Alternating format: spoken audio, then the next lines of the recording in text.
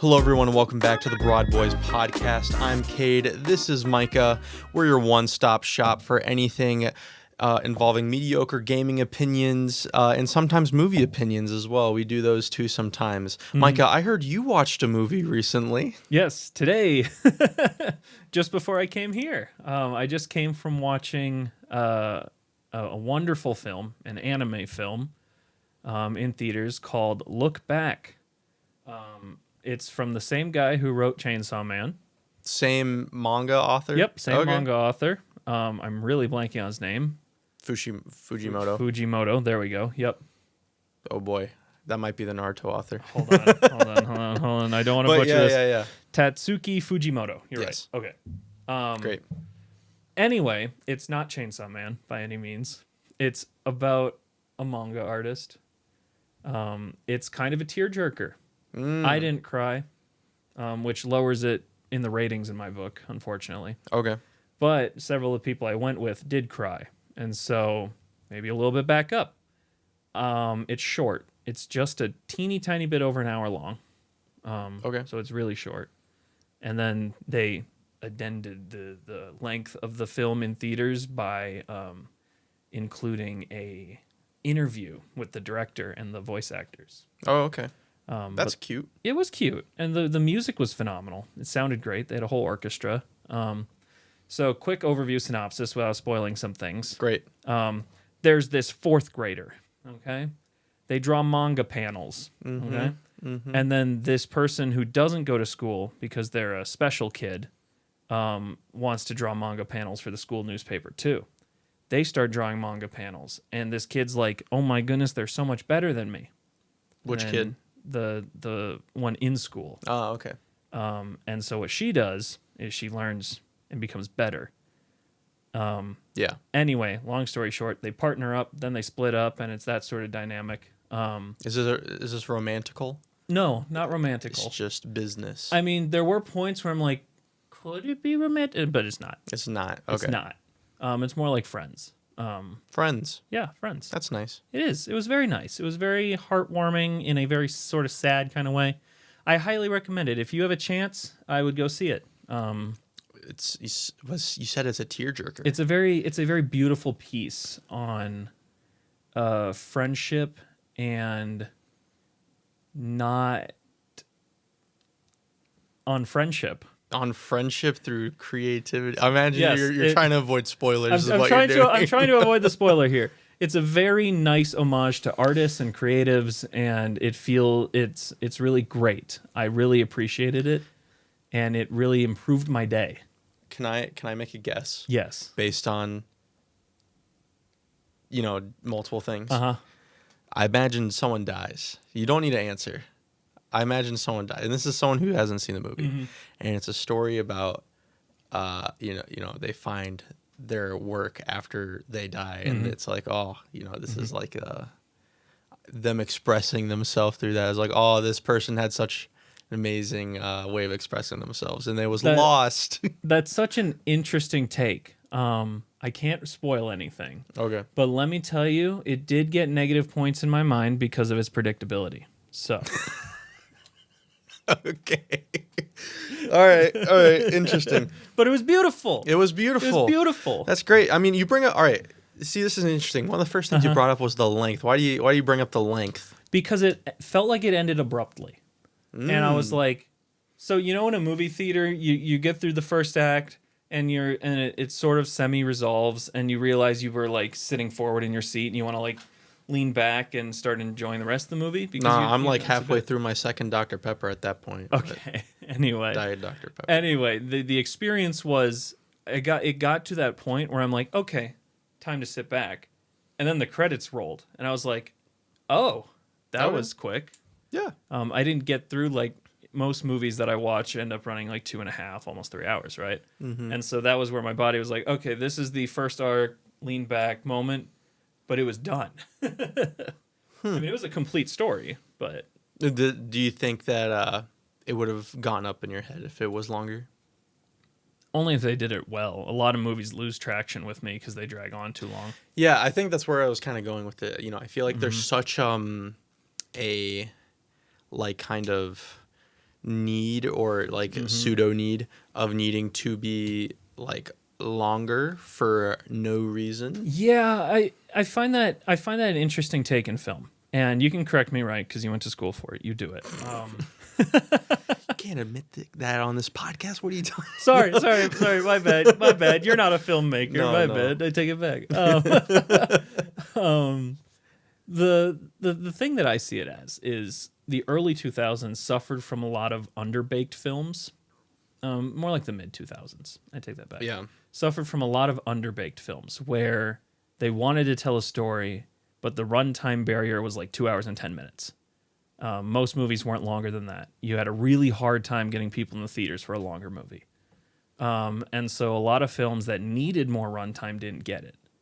I think you get into the era of, I'm really blanking on the film I want to point out that was around that 2.5 hour mark that pushed the boundary just a little bit. I can't recall. 2000s? No, like mid 2010s. Yeah, I don't know. Anyway, it ended up winning the Oscar, but it wasn't one of those Oscar picks that a bunch of people were like, I didn't ever see this. Why did it win an Oscar? It was one that a whole bunch of people saw. And basically what happened is creatives and directors were like, hey, I think I can tell a really good story, but I need it to be a little longer. And now they had their opening, right? A longer form film could do it. But now we have the opposite problem. Yeah. Where everyone's like, my story's so complex, I just need more time to tell it. And it's like, no, you don't. You could have told it in half the time. Okay. Yeah, I think it's also, and this is just me pulling this like straight from my brain. You know, no passing, no checking. Yeah. But I think it also has to do with the rise of the cinephile. You know what I mean? It's like I feel like some directors may have been influenced by the cinephile. I'm not saying like people who grew up watching CinemaSins in the elementary school are the cause of the fall of cinema or anything. Though, no, but maybe, but no. But I feel like this this kind of feeling of the movie can't just be fun. It can't just be short. It can't be like a jolly romper. Like, hey, here's a short little snippet or piece, it's short being an hour, I guess, in this scenario of this story. It has to be, we need to make it as long as possible. We need to have so many interweaving parts as possible. You have like movies, it's commonplace now. You have A, B, and C plots, sometimes D plots. Unnecessarily, but yes. Exactly. And I think it's a part of the overanalyzing culture that we're building. I think that yes and no, right? I think that as someone who still pays money to go to the cinema, I did today. I want to feel like I got my money's worth. It's gotten so expensive to go see a movie, It's a Tuesday. Even the Tuesdays are $7 now. No $5 Tuesdays. No, it's not $5 Tuesday anymore. And if I go on a regular day, it's $13 for a regular film. So, but to get that value, do you really have to like cross-analyze it with like every other thing you've seen in your life to get that value? I don't want to pay $13 and see a bad movie. I think is the tricky part. But then I'm like, do you really like going to the movie theater? I like going to the movie theater to see unforgettable experiences. The trouble is I don't like, Oppenheimer. I've seen it outside the theaters, right? So I saw it in theaters, I saw it in IMAX, and then I saw it out of theaters. And watching it in theaters and then IMAX was the unforgettable experience. I don't think the whole movie needs to be a theater experience, but there are certain points where you're just like, this was worth experiencing in the theaters. Okay. Like the atomic bomb explosion, stuff like that. The music was great. I did see it in IMAX. It was pretty phenomenal. Did you go with me? I think we went together. This was like a 1 a.m. showing of Oppenheimer.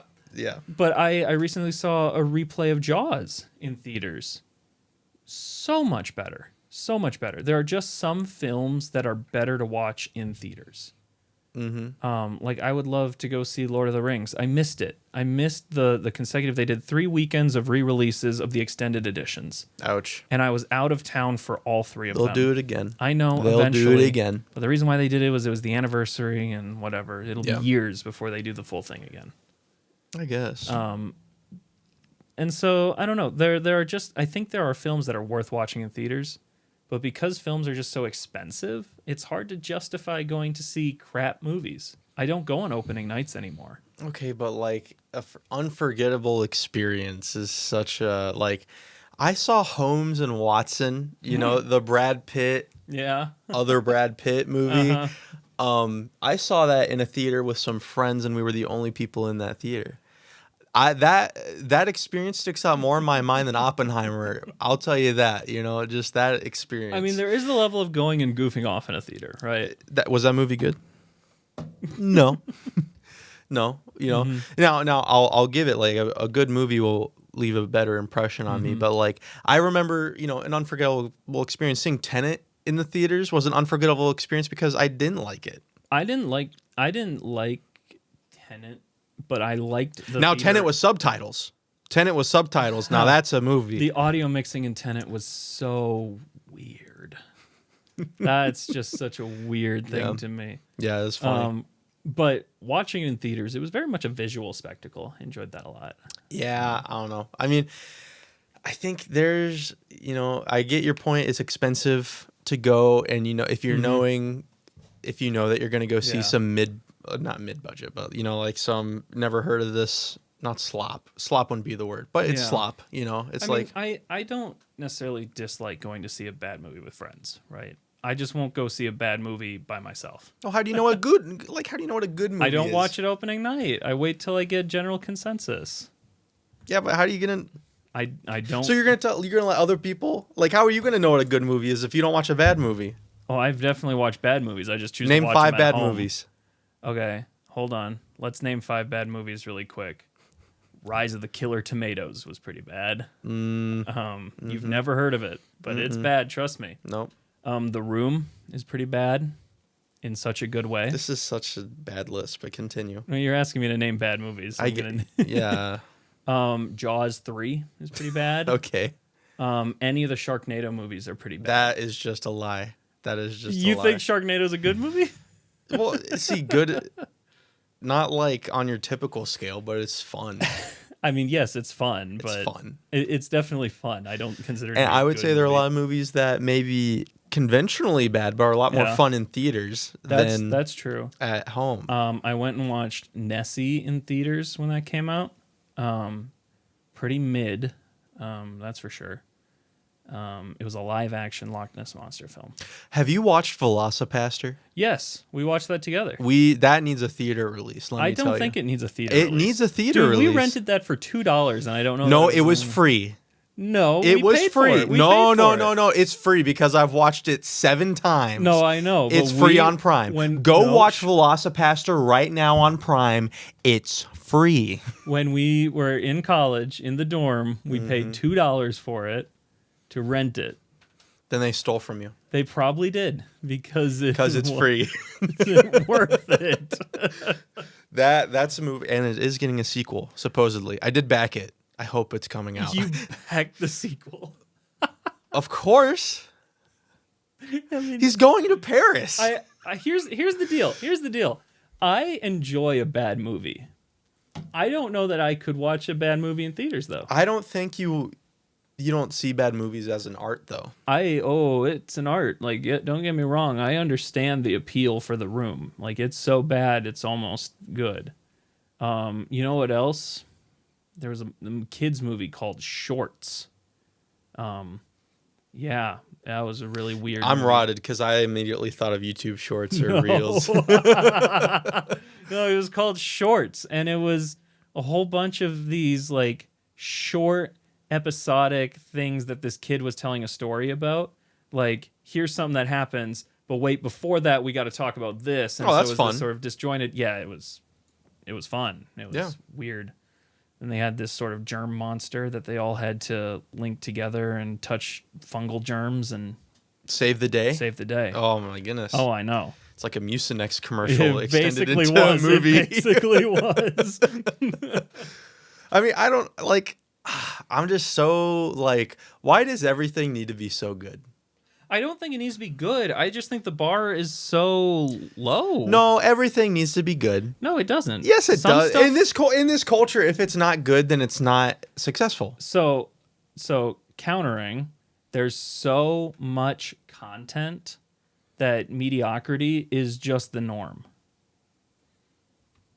Am I crazy? No, not in people's heads. Everything's a 2 or a 7. Nice. At least for me, that is definitely not true. In the majority of people's heads. That's fair. The majority of people are very opinionated on something. They can't just have had an okay time with something. Mm-hmm. I will agree with that. It's like everything needs to, well, because like, oh my goodness, because now you get into the conversations of, well, you know, you talk about the Oscars, like, well, no, it's objective. This movie was the best movie of the entire year. It's like, no, this movie was the best movie of the entire year. This one is better. This one's better. I've gotten to the point where I cannot listen to critics talk about films or even game critics. Like, we could get into a discussion on what was it, Game Rants? Whatever the journalistic company IGN. is. No, the other one. There's Game Rant. There's Dexter. No, it's the red one with the circle. Opera GX.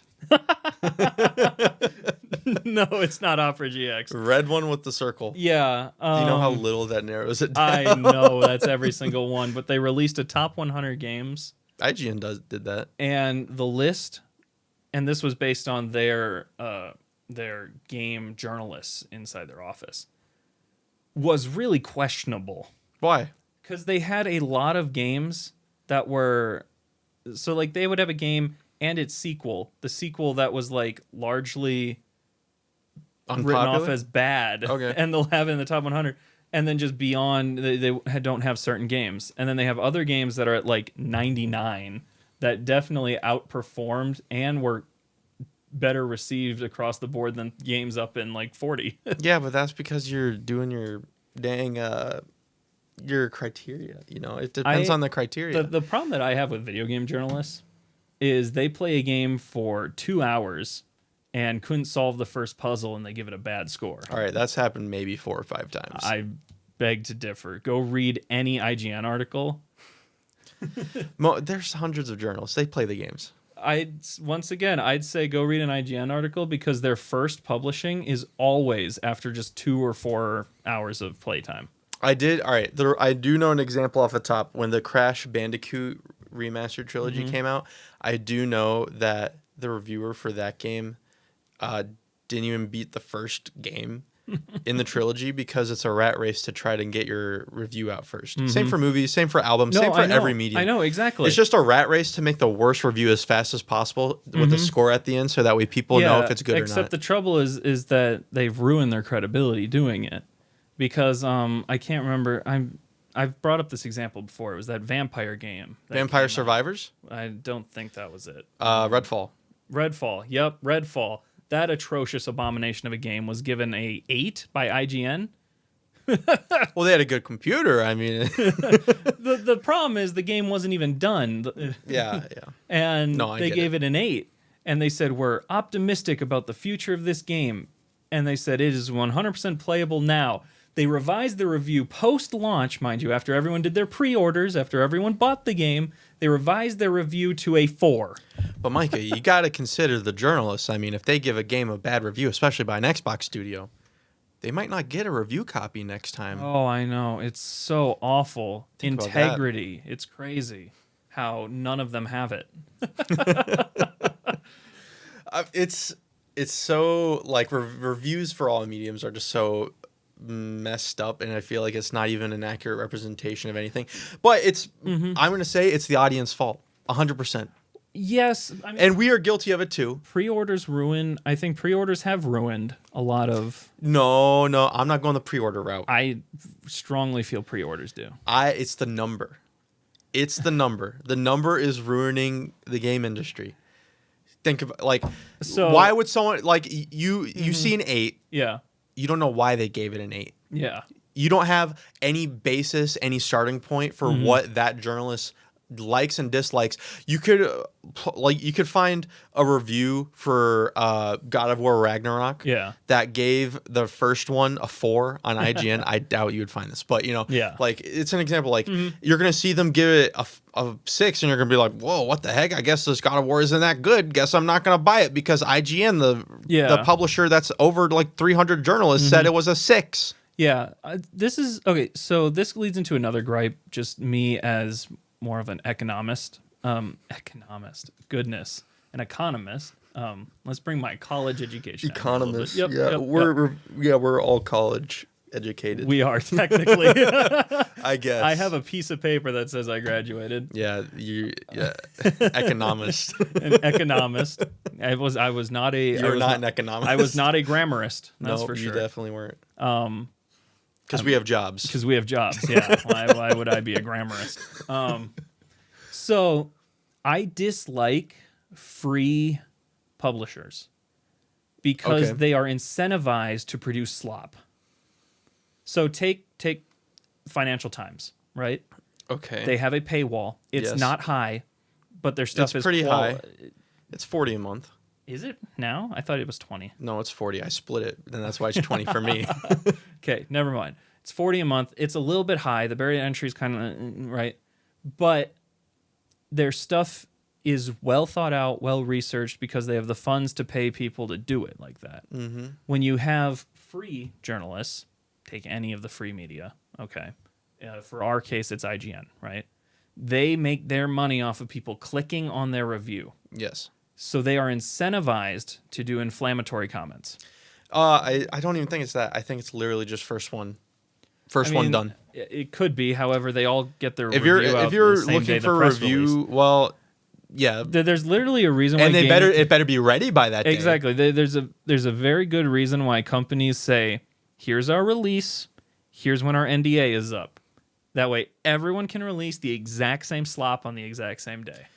Yeah, after they get the review copy a week before on a 90-hour game. Yeah, and then they gotta feed you the number by then. I know, but that's because we need the number. If we got rid of numbers and people actually had to read the articles, people would have a much better idea. No one wants to read the article. Exactly. That's why it's our fault. They just want the TLDR. That's why it's our fault. Well, I don't think the number's the problem because they could be honest. They could give good bullet points and say, here's the goods, here's the bads. I've read plenty of Steam reviews that are very compelling and very honest. It's a free publisher, right? Yes, but these are gamers who care. I think that's the difference.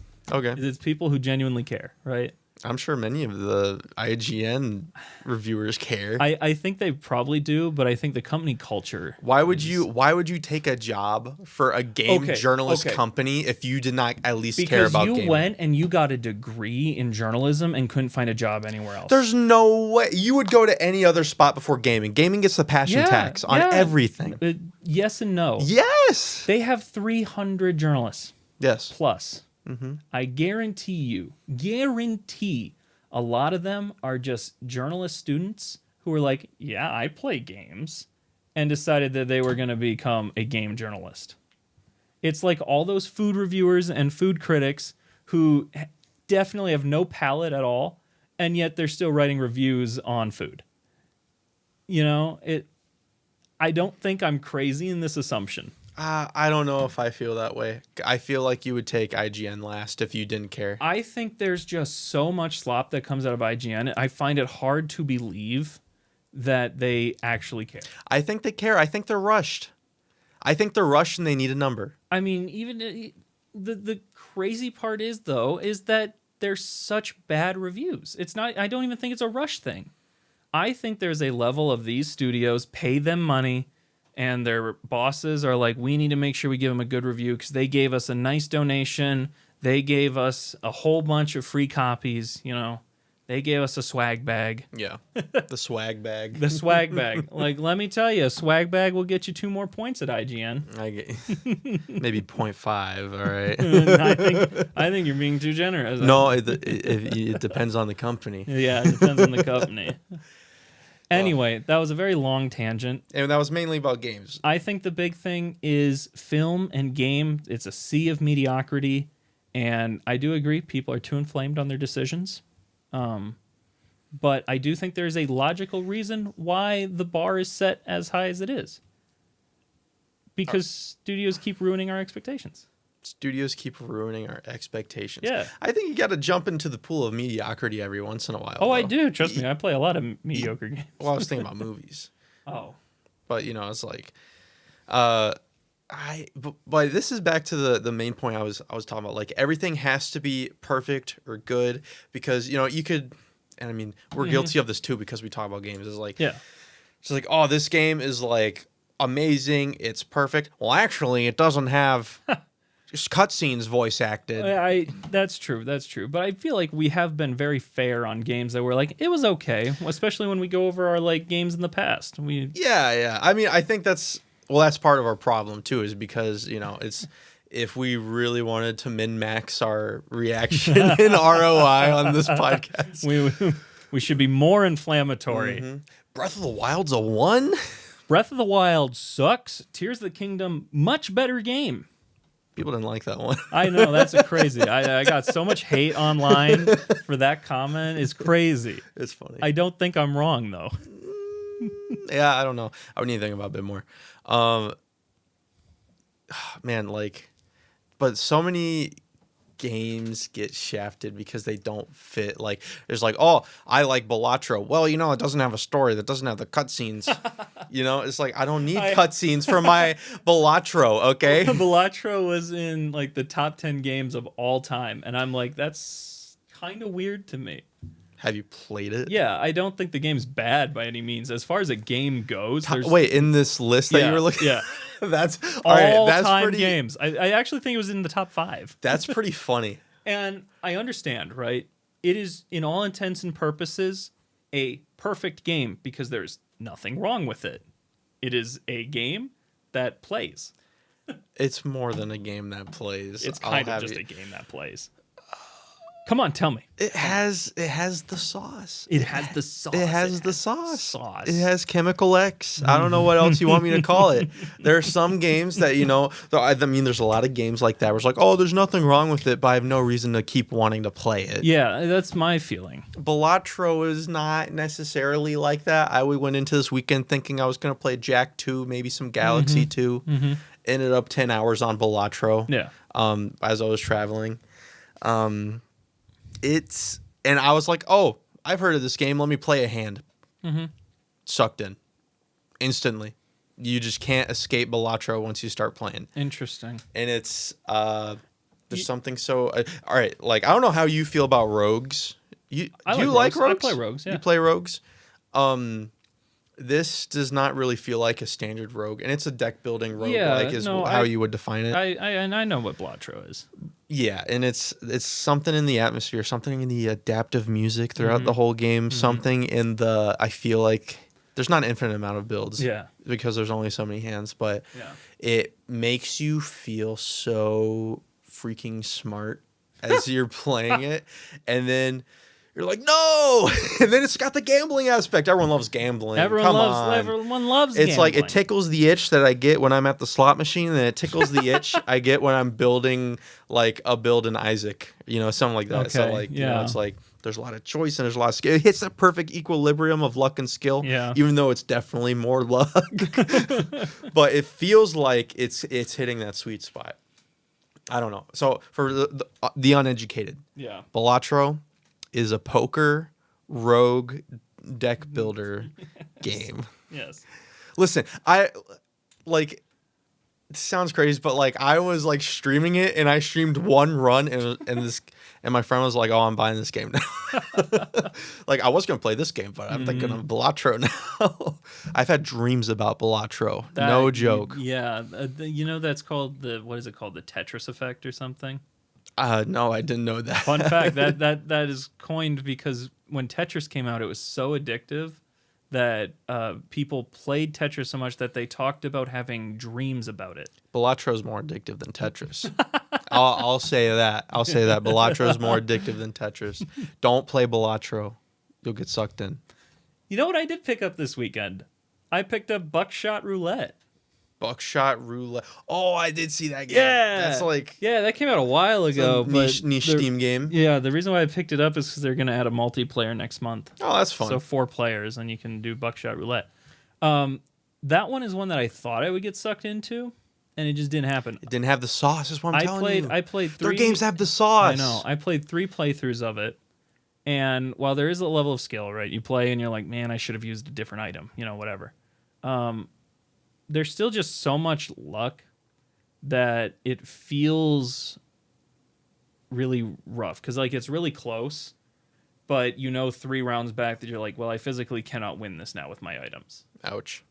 Yeah. Well, Balatro has moments like that too. Yeah, so. and that kind of really ruins the vibe, especially when you need to beat 3 rounds before you can go double or nothing, which is the whole idea is you want to double your money. The money has no purpose, which really kind of sucks. It's just number get bigger.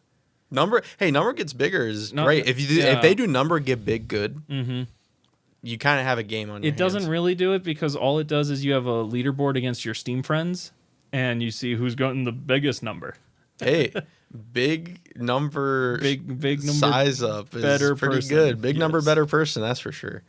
But there's a lot of games that are like big number go up. Yeah. Vampire Survivors is another one. Well, or it's not really number go up, it's more stuff fills the screen to kill enemies, which feels just as good. But that's just like such a good I don't architect of game if it's done right. Yeah. But there's so many of the think of like Cookie Clicker, that's a number go up game. Or Capitalist Adventure. I will give Cookie Clicker credit.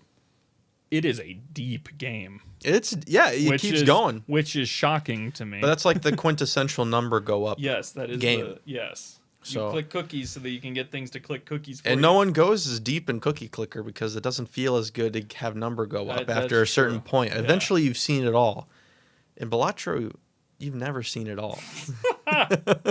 Okay. I mean, Anyway, enough Balatro blazing. Well, okay, so I played a lot of games this weekend. I've got 2 more I want to talk about. Okay, yes. Okay, we're going to save one that I think is really interesting, but it's kind of niche for a little bit later. This one, let's talk about right now. 5 days ago, they announced Subnautica 2.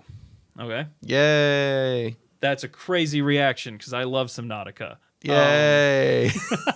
There's a lot of people that love Subnautica. I'm going back and I am replaying Subnautica to enjoy all of the fears of my deep-rooted fear of deep water.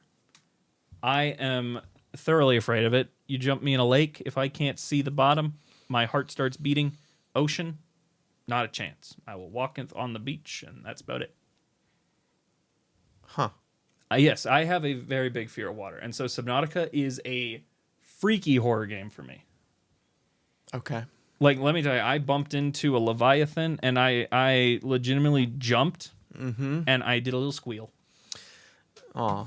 I know, it was cute. It was very cute. Yeah, that's cool. I don't even know what a Leviathan is, if I'm being honest. So it's big. Let me tell you. So I've played 6 hours of Subnautica. And you didn't find a Leviathan? What were you doing? I don't know. I was playing the game. Okay. I didn't know what was going on. Yeah, that's the idea. You explore. It's an exploration. And I was exploring. And I was crafting. It wasn't for me. Okay. I'm sorry to say.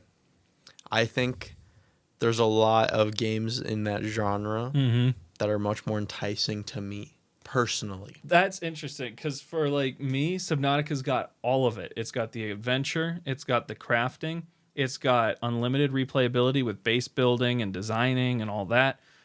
But there's a decent story that you can finish and you can escape the planet and you win.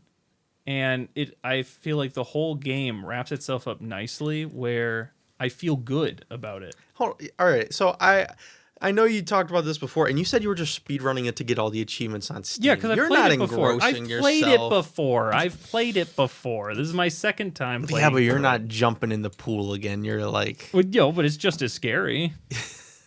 I'm so happy for you. It still gives me chills and freaks me out. Yeah. All the sounds. Oh, the sound design. It gives tingles up my spine. I'm sure it's great. It just wasn't for me. I'm sorry. That's fine. I think...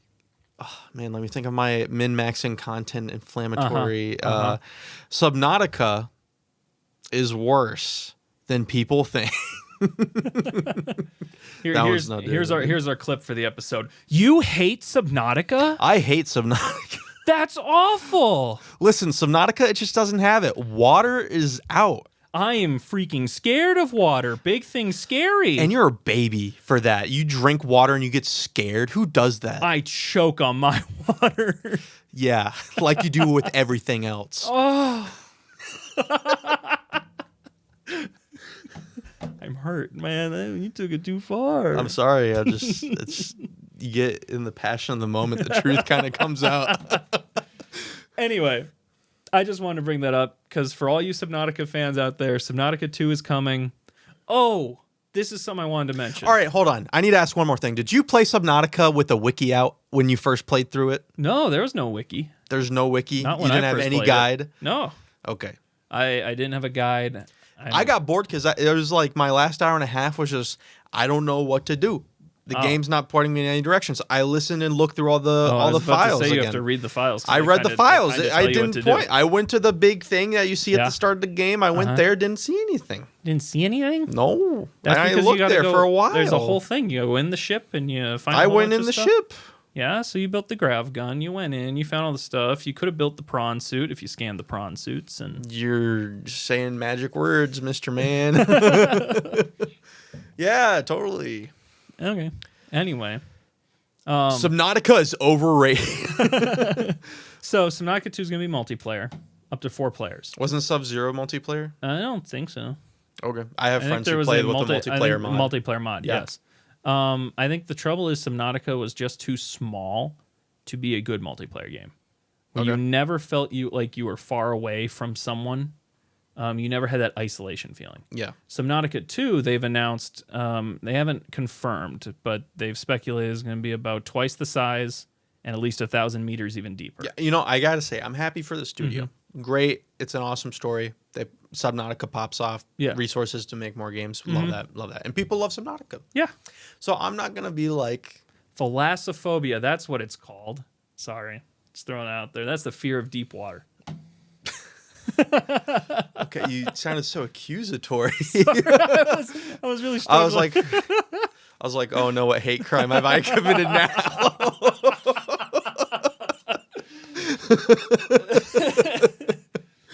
Anyway. Again?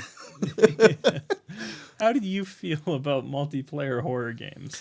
That's where I was going with they're that. like probably my second favorite way to play horror games. What's your first favorite?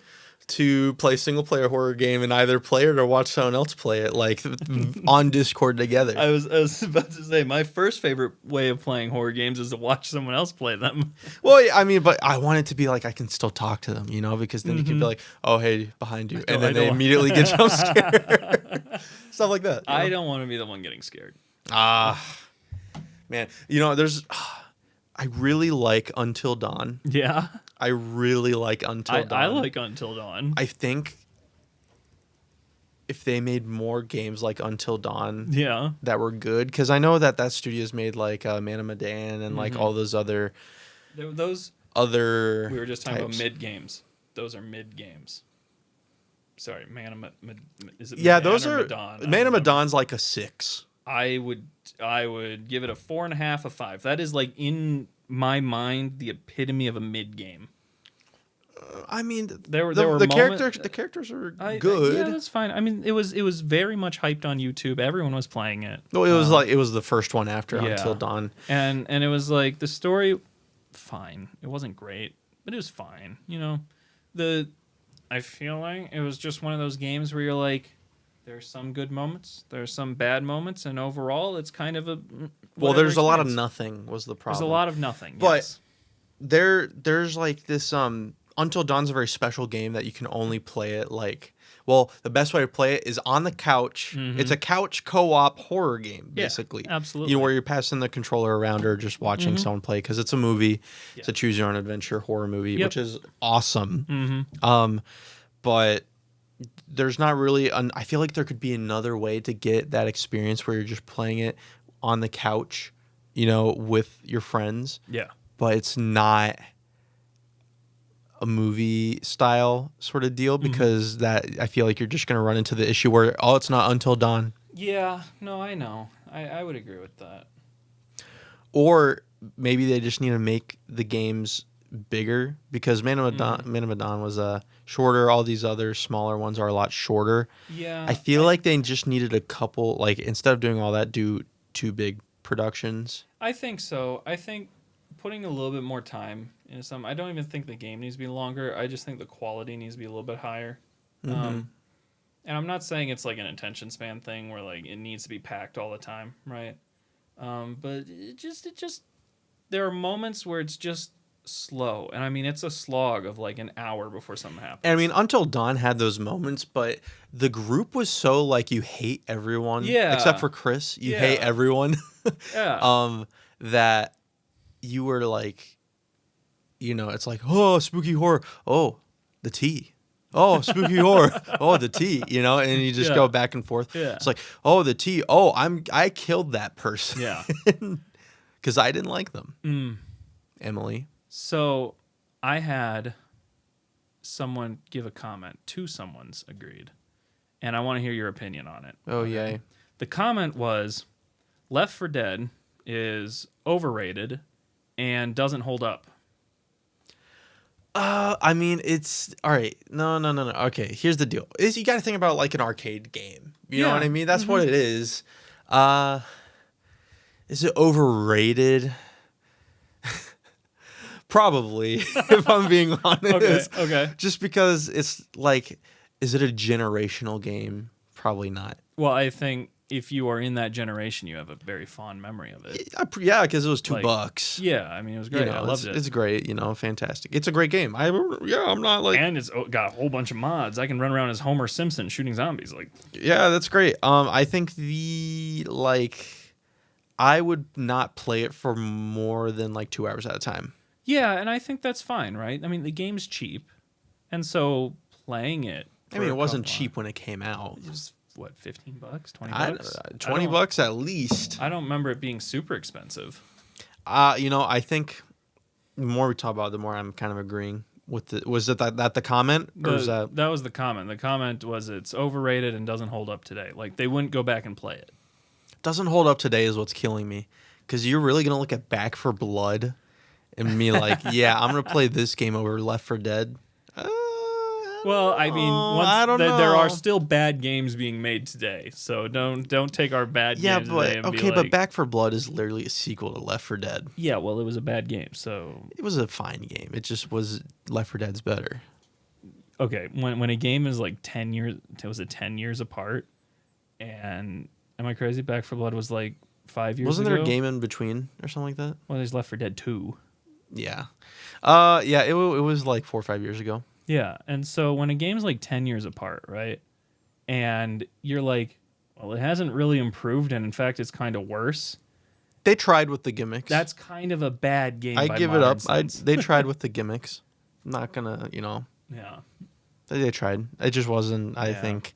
Well, because that's the problem, is because Left 4 Dead is a game I would never spend more than $10 on. Well, I don't blame you. And I feel like that I wouldn't pay for any game like Left 4 Dead that's more than $10, which is weird because I would pay $20 for Balatro, but I wouldn't pay. Okay. So I don't know what's going. There's a differentiator. That's fair. In my head, and maybe I have rose tinted glasses for Left 4 Dead because I had such a good time with it when I first played it. I'm planning on going back and playing it with my wife. Having a good time, and I'll give you guys a solid re-review at that point.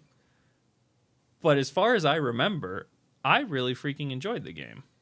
Obviously, it's not as hard as playing the Killing Floor or something. It's the people you play with. Of course, it's the people you play with. Yeah. I mean, it's I'm trying to remember. Once you see, once I played the mall mission. I was like, yep, that's the game. And then all the other things were like, yep, that's the game. And it's just, I feel like it's a game you go on autopilot and it's just an excuse to talk with your friends. I mean, yeah. Which there's nothing wrong with that. I don't think there's anything wrong with that. There's nothing wrong with that. I'm leaving it there. You know, I'm not gonna pay okay. more than $10 for that. You know, That's fair. We go through games like once a month. It feels like, but or at least the friend like, hey, let's play this game. Yeah. Games I think that are better than Left 4 Dead. Mm-hmm. Lethal Company. Oh. Replayability, yeah, absolutely. I think it depends on what I want, what I'm into at the moment. Do I want a shooter? Do I want a looter? Yeah. Yeah. I mean, it's a similar type of vein. I would say similar. I think. I think Lethal Company is probably better than Left 4 Dead. It's kind of all just in the co-op horror genre. Yeah, like Borderlands 2, I think is better than Left 4 Dead. Of course, Borderlands 2 is better. I know. I'm just thinking of similar games. Okay. I'd even say Borderlands 3 is better than Left 4 Dead. Never played that one. I should get around to it. It's kind of mid, but no, I'm sure it's fun. Yeah, it's a fun little romp. It's in our shared library. Fun little romp. It's. I'd say it's much longer, and there are a lot of times where it's not a fun romp. But that's just my opinion on the game. I wouldn't know. I would say. I don't know. I'm trying to think of other things that are like Left 4 Dead. All my examples I'm coming up with are just not Left 4 Dead. Balatro. Well, yeah, I said that already. I know, Balatro. I think Balatro's better. I think Vampire Survivors is a better game than Left 4 Dead. I think Vampire Survivors is a fantastic game. I think that is a game that doesn't have a lot of flaws.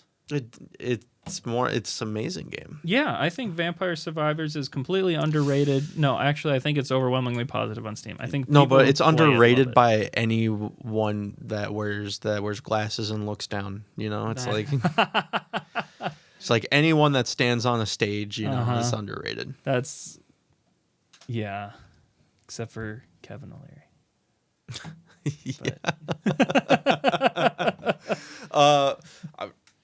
I think Power Stone for the Dreamcast is a better game. Interesting choice, but okay. I don't know. Okay. I'm just going off. I don't know. I'm just thinking of games. Crazy Taxi. Crazy Taxi. Super Monkey Ball, better game. Rivals of Ether 2. I would say that at the moment, but I'm kind of in the middle of playing. I'd feel like bias. Yeah. But Balatro's very biased at the moment too. Gotta give it up. So, I played Rivals 2. Yes. This weekend. Yes, the free demo. It's over by the time you're watching this. It is over. It's going to be out. It'll be. I was about to say it's going to be out when you're watching this. $30. Go support the game. Yeah, $30. I think it's good. I really want more of my friends to. I really wish they tried the demo. Aw, that's so sad. Because now I have to persuade them it's worth them shilling out $30 for it. And that's a hard sell. It is a hard sell. That's a hard sell. Especially if you haven't played it. Yeah. I think, personally, yeah, I haven't played it as long as I played Smash. And I'll have to get used to the controls. But at least the physics engine felt better. Than Smash Ultimate? Yes. Yeah, I mean...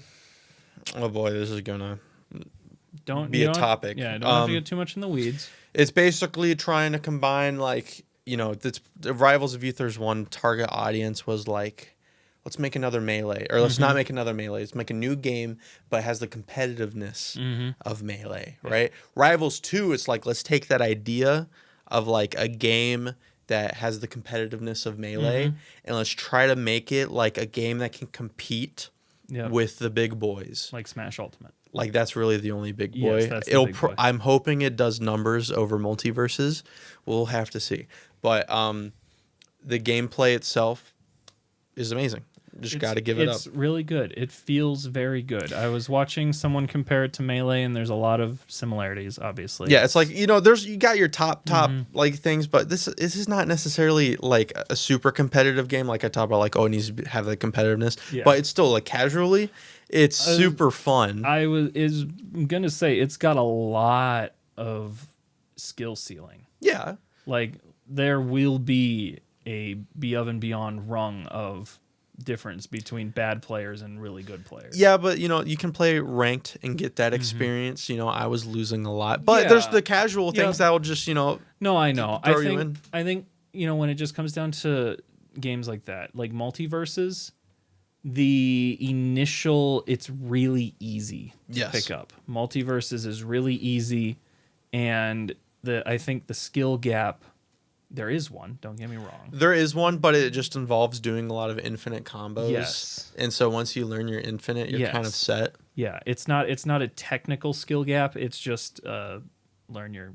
combos. Yeah. This, I think, in the same vein as Ultimate and Melee, is going to have a very high technical skill ceiling. Which makes me very excited. Yes, I'm very excited because this might be one where I can get in day one and learn it and be good at it. Yeah. I mean, I was playing the game and I was like popping off at my own combos. Not that like I knew what I was doing, Yeah. but I was like, oh, you know, it's like, oh, I hit that sweet spot. Like, let's I freaking go. had to get the weird part is the button layout. You can change it. And we talked about it. Yeah, but, I know. I could not figure out how to change it on my own. Yes. While looking in the menus. Which, yeah, because you don't change it in the menus, you change it in the character select screen, which is something that is different from like any other game. You told me that today, and I'm like, huh? But yes, that's fine. It's weird to me that I'm an Xbox controller. It's B is the same moveset as your stick. Yeah, like you're wasting a button. Yeah, I mean you can. Yeah, you'll be able to change it. I'm excited because they're making all future content free. Yeah. So all DLC fighters, which I think is great because you pay to enter. Yeah, I mean, there's cosmetics you pay for, which I'm gonna I backed the game just straight up. I'm gonna spend more money when it comes out on cosmetics because I believe that it. You know, I want to support the game. I want to keep giving it money because I believe in it so much. So it's produced by Off-Brand Game Studios, which is Ludwig's game studio. Yep. I am a strong supporter in what they're doing.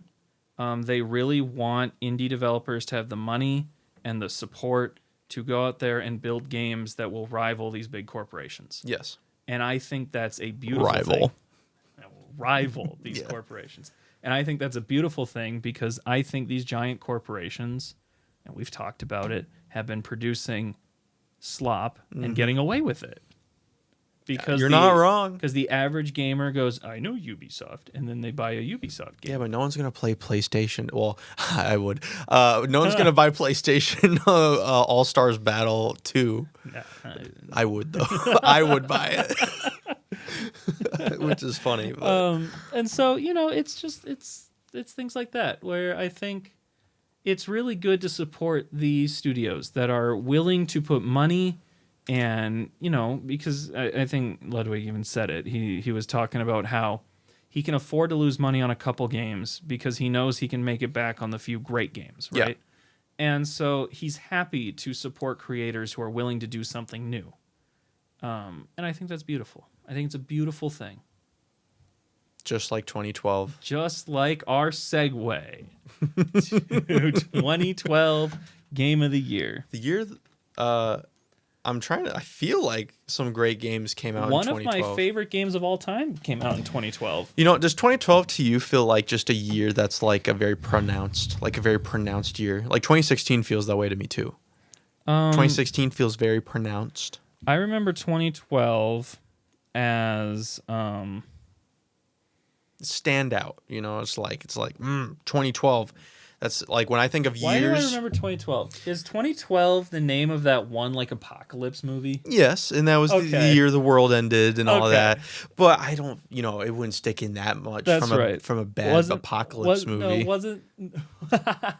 wasn't 2012 the year that one guy had predicted that the world would end? Yes. Yeah, that's why. I distinctly remember. Because that was the end of the Mayan calendar, I believe. Yeah, we had a whole bunch of people over at my parents' house. Okay? Oh, no. And we were sitting in the basement, right? And it was one of those things where it's like no one actually thought the world would end. But just in case, we were all going to be together if it happened. Like at New Year's or what? It was for something. Like, there was a certain date. Yeah, because there was a certain date. And that's just an excuse for a party, I guess. It was an excuse for a party. We had cake. The world's ending cake. Yeah, the world's ending cake. Awesome. I threw up. I remember that. Yay. And my parents almost didn't let me have cake. However, I said I was feeling much better after throwing up, and they let me have cake. That's a reset. It was a reset. Throwing up's a good reset. Major reset. Anyway, that was some memory lane details. Yeah. No, that's fine. That's fine. Sorry, you were saying something else. Throwing up is underrated. It is underrated. Can we talk about that for a second? Let's talk about that for a second. So I feel, there's a lot of my wife is one of these people who has an absolute aversion to throwing up. It's like if she's sick and her body's telling her, "Hey, you just need to get this out of you and you'll feel better." She'd rather stick through that for days I know. than throwing up. So... And there's so many people like that I know. It's crazy. If I'm sick, I'm like, yes, please give it to me. Dude, 100%. Like if I know that throwing up's going to help. Zen mode. Okay, I don't shove my hand. I'll let it happen. Oh, okay. Let's put my hand in there and let's just. I don't know about that, but I let it happen naturally. But when it does happen, I'm like, yes, sigh relief, Zen mode. I am like, I'm free. I'll like hang upside down for a bit and see if it's like willing to come up, and like I want that relief. Okay, so you're working for it. Well, a little bit sometimes, yeah. I'm just like, it's okay, buddy. You can just whenever you're ready. Like here's my process when I got a tummy ache, right? Yeah, okay. I'm like my tummy's getting to burblies. Yep. You gotta pop a Tums. You can let it sit for a couple minutes, okay? And then you decide, am I gonna have diarrhea or am I gonna throw up? Yeah. And if you've decided I'm gonna throw up, I'm gonna make that happen. It's gonna happen. Because you can feel if it's upper zone or lower zone. Yep. No, I get it. Mm-hmm. I get it. But then after that, typically 9 times out of 10, you feel so I'm much better. so much better. Exactly. Sometimes I go back to work, though not anymore. But like back in the day, I'd be like, that was a nice detour. I always use throwing up as an excuse to get out of a job. So see, I didn't do that. I mean, I threw up. And that is a very legitimate reason to go home. It is, if I was an elementary school student, but it's like... I will say I have never done it in a professional setting. Oh, look at you. But I have done it to get out of a family event. Oh, I should do that. It's so easy.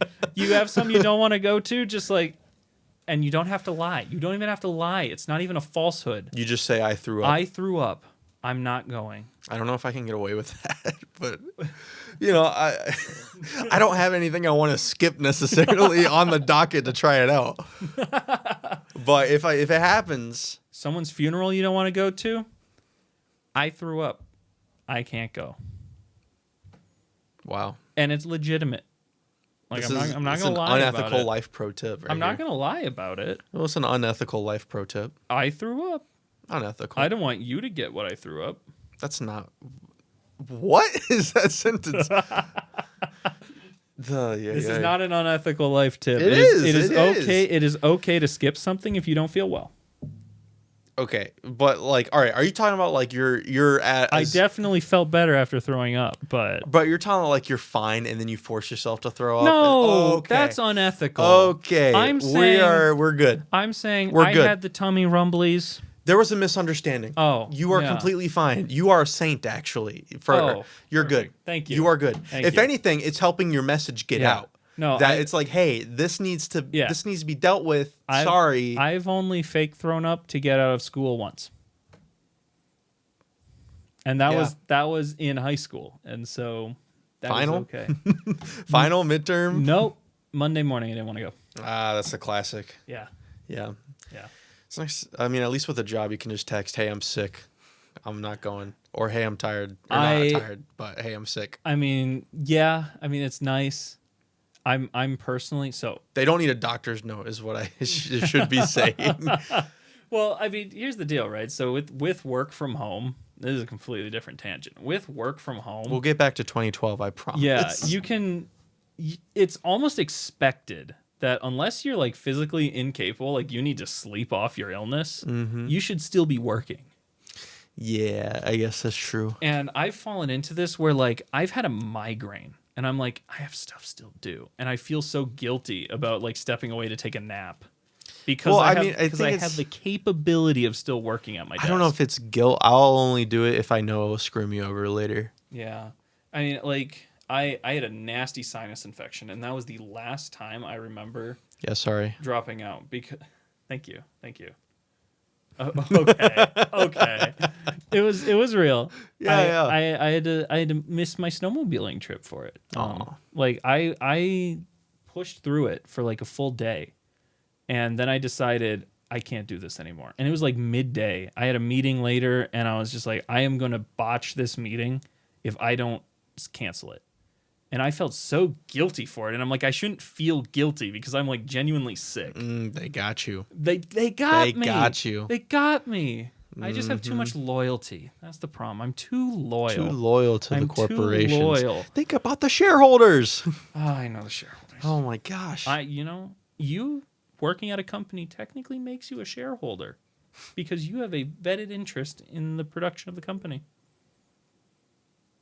Really? I guess. Yeah. Did you know one of my favorite games came out in 2012? Yeah, I did know that. I don't know which game. Let's go over some games from 2012 that you might recognize. And I would love to hear the Game of the Year nominees and winners. We'll get there. We'll get there. Let's talk about some of the games that came out in 2012. Yes. Mass Effect 3. Okay. The best game in the Mass Effect series, in my opinion. Okay. Borderlands 2. The best game in the Borderlands series, in my opinion. I think that one's actually universally held. Yeah, I don't think anyone would really disagree with you there. I feel like people would say Mass Effect 2 is better in some cases. I think they might. In fact, I believe that's the popular opinion. I think the remastered version is probably more popular, but I'm still a fan of Mass Effect 3. Yeah. Dishonored, one of my favorite games of all time. Great Bethesda game. Very great Bethesda game. Technically, it was produced by Bethesda. It was developed by Arcane Studios. Yes. A lot of people like Dishonored 2. I think that's a little overrated. I do think Dishonored Death of the Outsider is a phenomenal game and is underrated. Wow. All the Dishonored takes we're getting. Anyway. I played Dishonored recently. Yeah, and you liked it. Fun game. Yeah. Yeah. That's my Yeah. That's and my the opinion. final mission is different depending on how you did all the other what you're thinking. Yes. Anyway. Very cool. The Walking Dead, a Telltale game series. Yeah, that company that went under 4 or 5 years ago. Man, what happened? They made one game over and over. Yeah, again. it was a Telltale game. You knew what a Telltale game was. Yes. And it's still a meme. Yeah. I will remember that. Could they be saved? Yeah. I mean, they just tell a good story. That's the fault of many of their recent games, is the decisions didn't matter anymore. Yeah, that's true. The ending was scripted. Because it's hard to make a game where you have to make multiple branching paths, you know? It's hard. Oh, it's so hard. It's so hard. Oh. You got to poor game developers. No, the shareholders is who we really got to worry about. Oh, the poor shareholders. Thank you. They, Anyway, Telltale. Assassin's Creed 3, one of my favorite Assassin's Creed games. Assassin's Creed 3. Connor, my love. Anyway. Wow. American Revolution. I'm learning so much about you. Far Cry 3. Also, wow, one of my favorite Far Cry games. That's lower on the list for me, but that's okay. Interesting. Do you have a more fun Far Cry game? I think 5 is better. I was about than 3. to say, are you a Far Cry 5 fan? No, I'm a 4 fan, but 5 is interesting. Far Cry 3 is the one where they really dove into the healing animations that just made your toes curl. Oh, I loved it. Anyway. Okay. Clip it. Put it in I don't know why your toes are curling to the Far Cry. Well, I understand. I get it, but it's an extreme. Max Payne 3. Here we go again. That's the Rockstar game. Subtitle. Darksiders 2. Sleeping Dogs. Good game. Actually, most people considered it a mid game when it came out. But I have seen a lot of people re-review it and actually say it was better than it was. Okay. Sleeping Dogs was about you were a cop who had to go undercover for the was it the Triad? I think so. Maybe. Yeah, I think so. Anyway, I saw a lot of people who didn't like it. I remember liking it. I don't know nothing, man. Yeah, I'm seeing it got overwhelmingly 7s. Anyway, Lego Batman 2. Yep. XCOM: The Enemy Unknown. Ooh, great game. I'm okay. This is a hot take. I like XCOM 2 more. I agree with you. I like XCOM 2 more. I like XCOM 2 more. I think what they did with the DLC was super freaking awesome. So what do you think about Marvel's Midnight Suns then? I haven't played it. I've seen some gameplay. I think the formula has been repeated. I think there are. It's a little different. I think there are XCOM games. Yes, it's different though. Yeah, it's got a relationship mechanic. You know, you got with the characters. I don't like a lot of the characters they chose to include, but you know, that's me. That's fair. Hitman Absolution. Good Hitman game. Okay, Hitman game, in my opinion. It's good. But, Diablo 3 was the online-only action role-playing dungeon crawling game developed and published by the one and only Blizzard Entertainment as the third installment in the Diablo series. Yeah, but it's no Diablo 2. It's no Diablo 2. However, am I thinking right or am I thinking wrong? Was Diablo 3 more popular than 2? Yes. That's what I thought. It was. That's what I thought. That's okay. It was online only, though, which was really something. So, anyway. Yep. Halo 4. Ooh, in 2011? 2012. 2012, thank you. Yep. Halo 4. It's okay. Just my take. I mean... I could be crazy. I like it. I've played a lot of it, though, so I'm not... The Amazing Spider-Man. The video game. Video game. Yep. Yay. Call of Duty Blops 2. That's a good one. That is a good one. I really like that one. Kingdom Hearts 3D Dream Drop. There's a lot of good games. Don't say that after Kingdom Hearts Dream Drop Distance. I was about to say Journey. I never played it. Yeah. Prototype 2. Hey, we actually did play it because we've seen a cutscene. So we've played it. Yeah, we've seen a cutscene.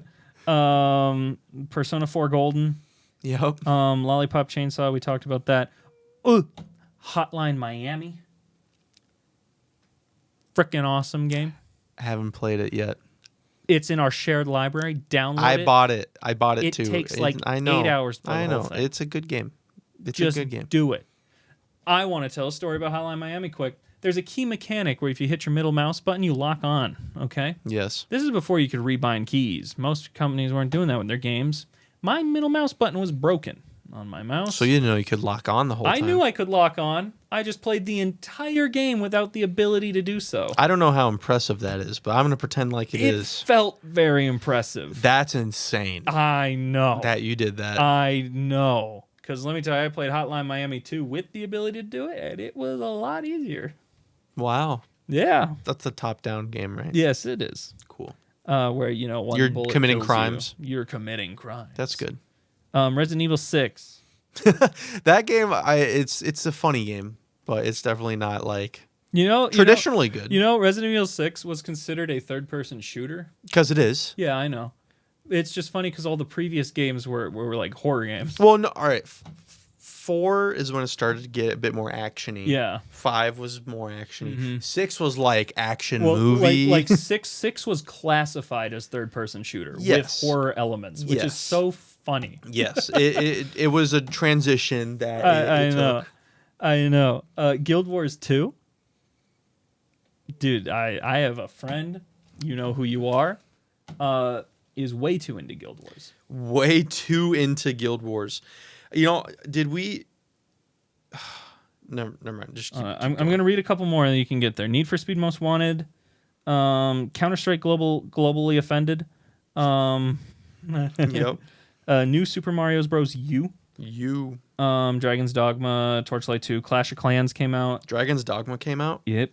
That is a good game. Gravity Rush, Street Fighter X, Tekken, Paper Mario, Sticker Star, NBA 2K13.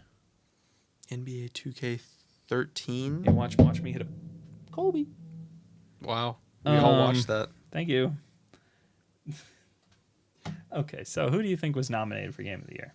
It definitely wasn't any of the games I'm about to say. Do I actually have a nomination list this time? No, I don't. So screw you all. Hey, listen. Let me before you keep going. Let me just go in and say that Pokemon Black and White 2 came out. Pokemon game.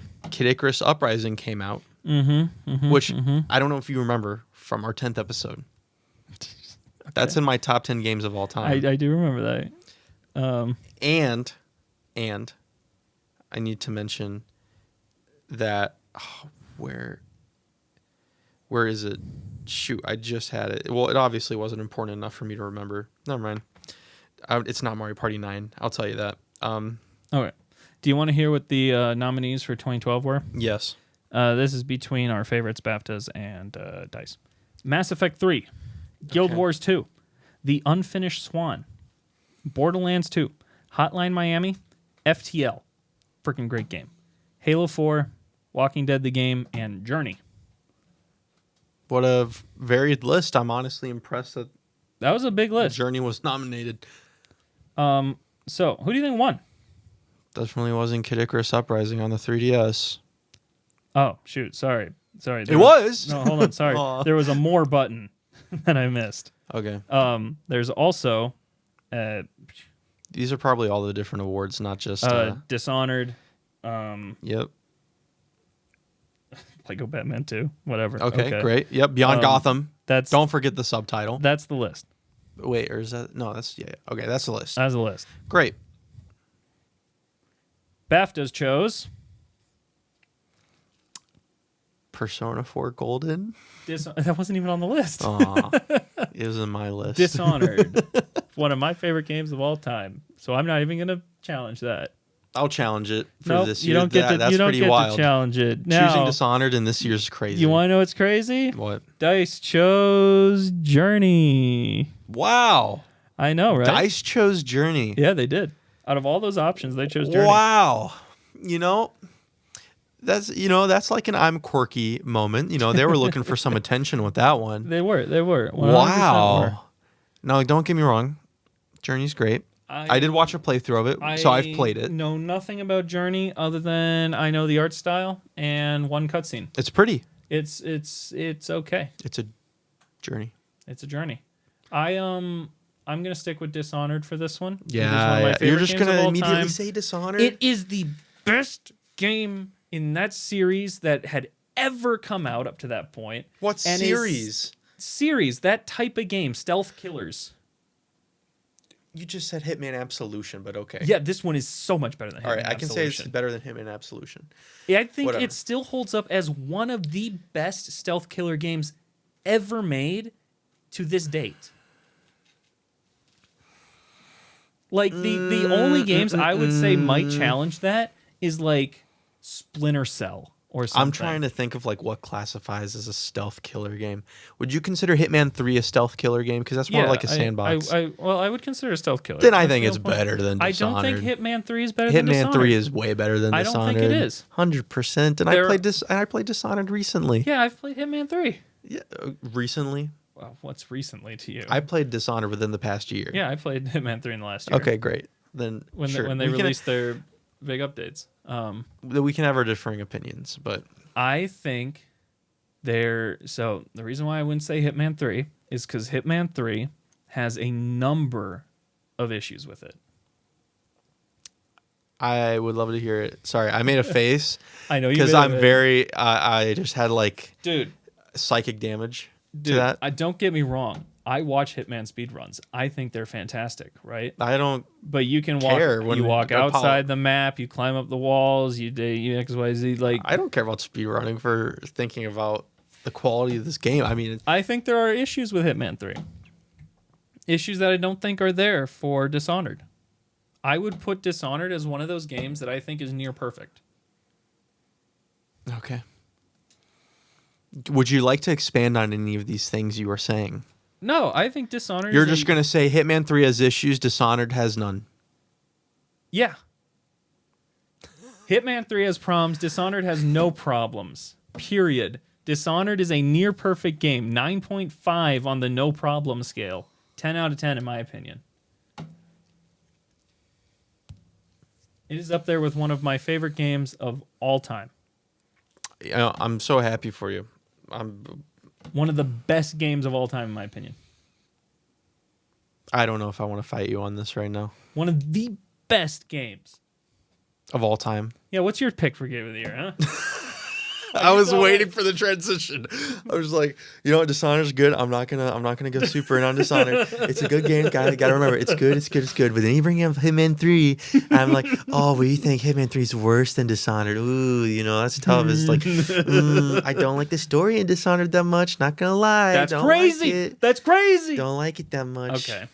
I didn't play all routes, so whatever. Yeah, that's crazy. But, you know, didn't like the story. You know, I like the first half of the game's great. Final mission's great.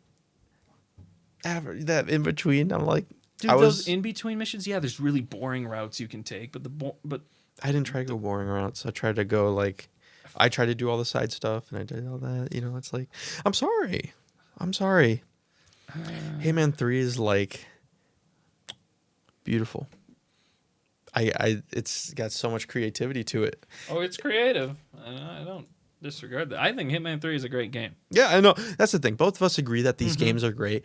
And it's so, like, once we get to that point, it's so hard to, like, because we're not going to convince each other that, like, this good game's better than this good game. I think Dishonored blows it out of the water.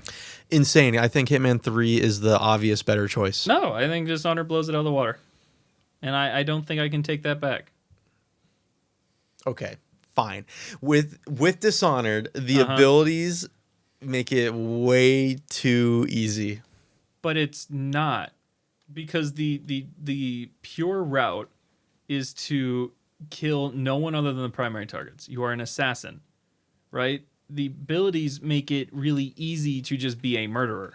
Or sneak around. You can turn into a rat. You can do your dash to sneak through stuff. There's so much. Absolutely. There's so many ways to avoid killing people. Yeah, you have to think. You have to plan your route. You have to do it.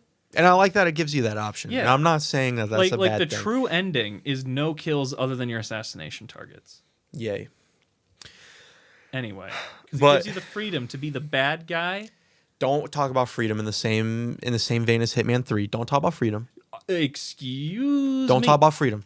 You can literally, there are 5 different endings, all dependent on your choices throughout every single mission of the game. Sure, I can give you that. Dishonored has multiple endings to the story. Yeah. Hitman does not. It's like it throws you into the sandbox level, and you find a million different ways to kill your targets. You can kill your target however you want, Hitman, whatever. Yeah, Dishonored only gives you 3 to 6 options to kill your target in missions. Like, I'm sorry, 6 options wasn't enough for you. That's not what I'm saying. That's not what I'm saying. Like, do you need a million different ways to kill your target?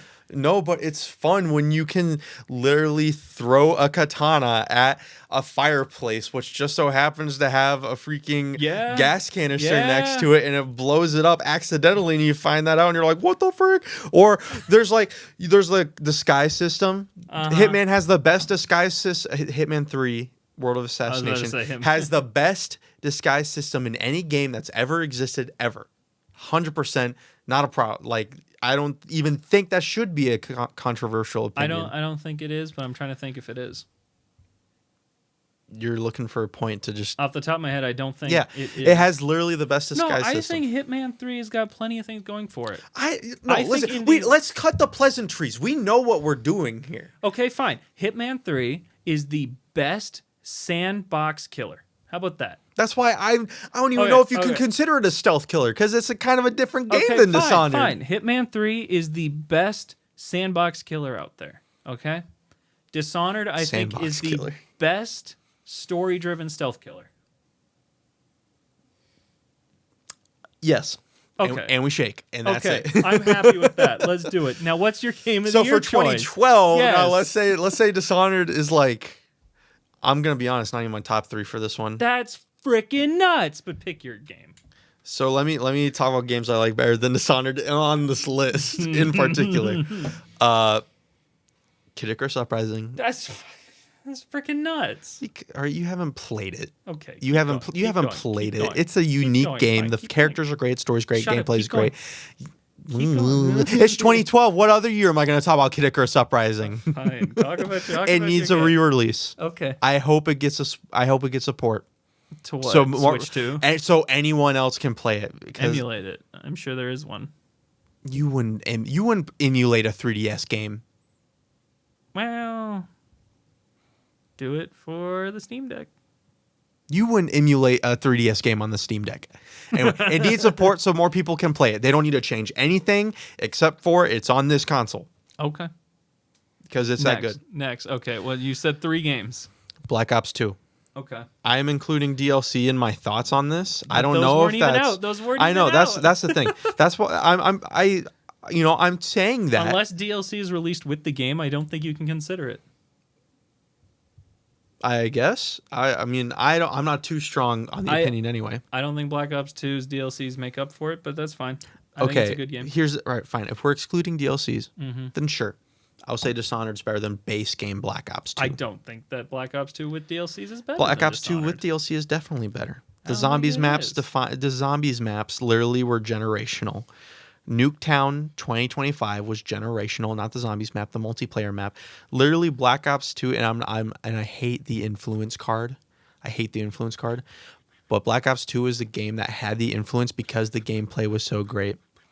The multiplayer, people grinded to max prestige, and it was before the time where you had to content farm for it, and before everyone got super competitive in casual lobbies, so it was actually fun. It couldn't happen again. Black Ops 2 is a game that could never happen again. Next game. Even though Black Ops 6 releases literally tomorrow. I know. All right. You just dated our recording. Oh, no. Yeah.